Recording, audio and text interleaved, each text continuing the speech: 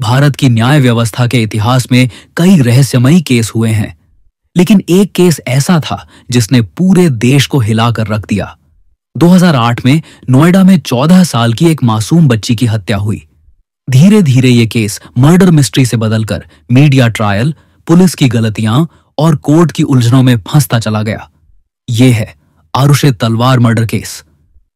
14 मई 2008 की रात नोएडा के जलवायु विहार सेक्टर 25 की शांति एक ऐसी साजिश से भंग होने वाली थी जिसे आने वाले वर्षों तक पूरा देश याद रखेगा। ये घर डॉक्टर राजेश तलवार और डॉक्टर नूपुर तलवार का था। दोनों जाने माने डेंटिस्ट थे। उनकी 14 साल की बेटी आरुषि एक होनहार, चंचल और मासूम लड़की। उसका जन्मदिन कुछ ही दिनों बाद आने वाला था और उसके पेरेंट्स ने उसके लिए एक कैमरा गिफ्ट किया था, लेकिन उन्हें कहां पता था कि वो कैमरा कभी इस्तेमाल ही नहीं होगा। आरुषि उस रात हमेशा की तरह अपने कमरे में पढ़ाई करने और फिर किताब पढ़ते पढ़ते सोने चली गई। नीचे की मंजिल पर तलवार दंपत्ति अपने अपने काम में व्यस्त थे। घर में और भी एक इंसान था, हेमराज। हेमराज तलवार परिवार का घरेलू नौकर था, नेपाल से आया हुआ, जो कई सालों से उनके साथ रह रहा था। सुबह 15 मई 2008 को जब नूपुर तलवार ने अपनी बेटी का दरवाजा खटखटाया, दरवाजा अंदर से बंद था। नूपुर ने सोचा कि आरुषि अब तक सो रही होगी, लेकिन जब दरवाजा खोला गया तो जिंदगी का सबसे बड़ा सदमा सामने था। आरुषि अपने ही बिस्तर पर मृत पड़ी थी।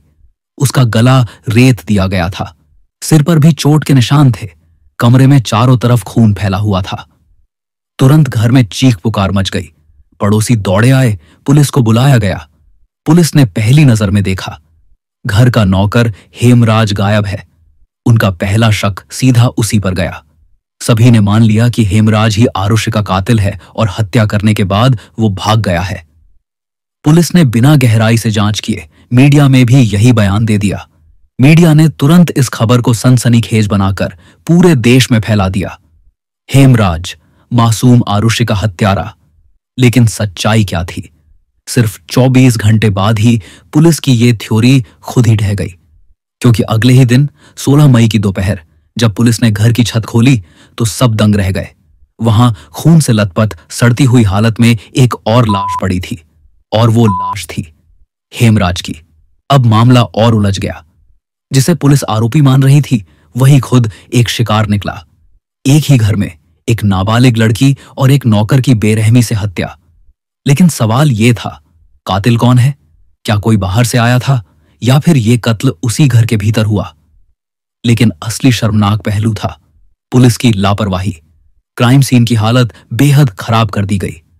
पड़ोसी, पत्रकार, रिश्तेदार सब लोग घर में अंदर बाहर आते जाते रहे। खून के धब्बों पर बिना दस्ताने चले लोग। सिगरेट पी गई, चाय पी गई, मतलब पूरा सबूत मिटा दिया गया। जिन जगहों पर पुलिस को कड़ा पहरा लगाना चाहिए था, वहां भीड़ ऐसे घूम रही थी जैसे कोई मेला मंडी हो।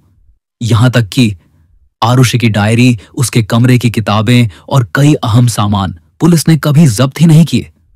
और तो और हथियारों ने जिस हथियार का इस्तेमाल किया था वो भी पुलिस कभी ढूंढ नहीं पाई। फॉरेंसिक टीम भी लेट पहुंची। पोस्टमार्टम रिपोर्ट जल्दबाजी में बनाई गई और उसमें कई बातें ठीक से लिखी ही नहीं गईं। कहा जाता है कि अगर शुरुआत में पुलिस ने सही काम किया होता तो यह केस इतनी बड़ी मिस्ट्री कभी बनता ही नहीं। पुलिस ने अगला कदम उठाया और एक हैरान कर देने वाली थ्योरी सामने रखी। उनका कहना था कि यह मामला ऑनर किलिंग का है। पुलिस का आरोप था डॉ राजेश तलवार ने अपनी बेटी आरुषि और नौकर हेमराज को आपत्तिजनक हालत में देख लिया। गुस्से में उन्होंने दोनों का गला काट दिया। बिना ठोस सबूतों के इस तरह का बयान सीधे मीडिया में पहुंचा और देखते ही देखते पूरे देश में तलवार दंपत्ति को हत्यारा मान लिया गया। लेकिन सवाल यह है, क्या यह सच था या फिर यह पुलिस की जल्दबाजी और लापरवाही का नतीजा? दोहरी हत्या, पुलिस की भारी गलतियां और फिर एक सनसनीखेज थ्योरी। धीरे धीरे यह केस पुलिस की जांच से निकलकर मीडिया की अदालत में पहुंच गया और वहीं से शुरू हुआ भारत का सबसे बड़ा मीडिया ट्रायल। मीडिया ने इस केस को और सनसनीखेज बना दिया। हर चैनल अपनी अलग अलग कहानी दिखाने लगा। किसी ने कहा यह ऑनर किलिंग है, किसी ने कहा यह एक्स्ट्रा मैरिटल अफेयर का मामला है और किसी ने कहा कि तलवार दंपत्ति खुद इसमें शामिल है। धीरे धीरे लोगों की नजर में आरुषि के माता पिता ही आरोपी बन गए। पुलिस की लापरवाह जांच और अजीबोगरीब थ्योरीज से मामला इतना उलझ गया कि पूरे देश में हंगामा मच गया। लोग पूछने लगे, क्या नोएडा पुलिस इस केस को सुलझा भी पाएगी? बढ़ते दबाव और लगातार उठते सवालों के बीच सरकार ने यह केस देश की सबसे बड़ी जांच agency CBI, central bureau of investigation को सौंप दिया। अब उम्मीद थी कि सच सामने आएगा। सीबीआई की पहली टीम ने केस अपने हाथ में लिया। उन्होंने सबसे पहले उन सबूतों पर ध्यान दिया जिन्हें पुलिस ने या तो नजरअंदाज कर दिया था या बर्बाद कर दिया था। जांच में कई चौंकाने वाले पहलू सामने आए। घर के बाहर किसी के जबरदस्ती घुसने के निशान नहीं थे। हत्या बेहद सफाई से और सुनियोजित तरीके से हुई थी और घर में मौजूद लोगों को पता होना चाहिए था कि क्या हुआ, लेकिन वे लगातार उलझे हुए बयान दे रहे थे। फिर भी सीबीआई की पहली टीम ने निष्कर्ष निकाला कि राजेश और नूपुर तलवार के खिलाफ पर्याप्त सबूत नहीं है। उनका शक नौकरों के एक ग्रुप पर गया। कहा गया कि शायद यह हत्या घर के कर्मचारियों ने की हो। इस टीम ने कुछ नौकरों कृष्णा, राजकुमार और विजय मंडल को शक के घेरे में लिया। पॉलीग्राफ टेस्ट, नार्को टेस्ट तक करवाए गए। नार्को टेस्ट की रिकॉर्डिंग में इन नौकरों ने अलग अलग बातें भी कहीं, लेकिन अदालत में यह सबूत साबित नहीं हो सके। कानूनी रूप से ऐसे टेस्ट का कोई ठोस महत्व नहीं होता, इसलिए मामला फिर अधर में लटक गया।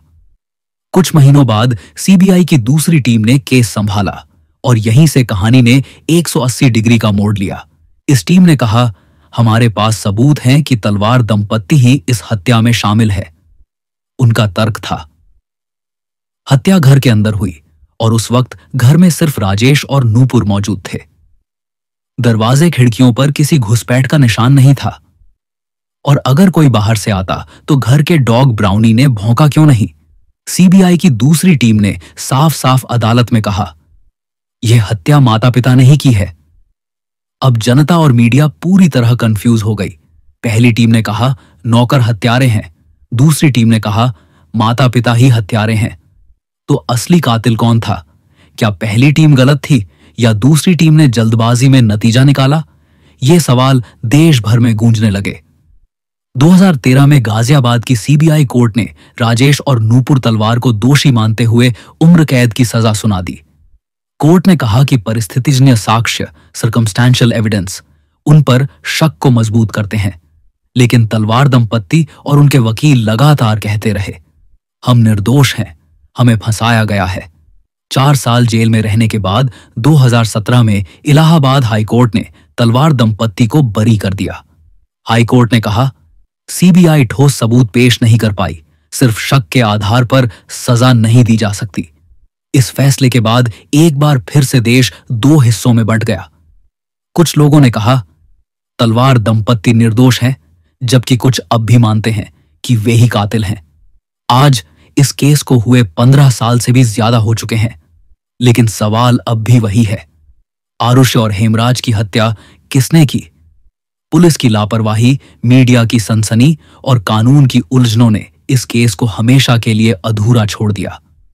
आरुषि तलवार मर्डर केस सिर्फ एक हत्या की कहानी नहीं है, ये भारत की न्याय व्यवस्था, मीडिया की शक्ति और पुलिस की जिम्मेदारी पर एक बड़ा सवालिया निशान है। आज भी ये केस भारतीय अपराध इतिहास का सबसे बड़ा अनसुलझा रहस्य है। अगर आपको ये कहानी अच्छी लगी हो तो सब्सक्राइब करें द साइलेंट मंक चैनल को। मिलते हैं आपसे बहुत जल्द एक नई स्टोरी के साथ।